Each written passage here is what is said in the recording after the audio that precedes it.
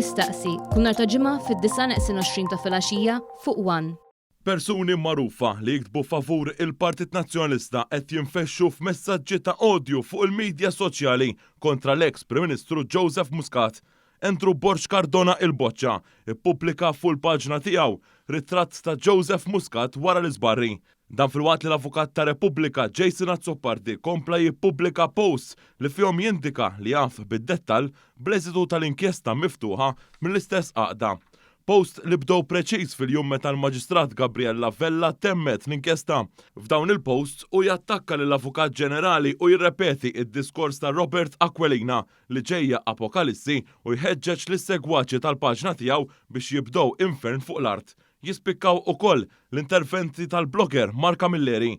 Camilleri bħal Borx Cardona jispekula li Joseph Muscat dal-waqt se jispiċċa l-ħabs dan meta jallega li hemm sezzjoni tal-ħabs tan-nisa li qed tiġi ikkonvertita għal ċella biex tilqa' lil Dr. Muscat u l-ħbib tiegħu. Mark Camilleri mhux darba jew tnejn inqabad jippubblika stejjer giddieba li kellu jirtirhom fi żmien li jfaħħar lil Roberta Mezzola u jieħu ir-ritratti magħha. Anke fit-tnedija tal-kampanja għalik tal-Partit Nazzjonalista l-Europarlamentari David Casa għalli se juża il-poter kollu tiegħu kontra il-Laburisti. Mela għadkom ma rajtu xejn minni, għax ma jkollix għażla li fl-nuża is-saħħa tiegħi kollha kontra tagħhom.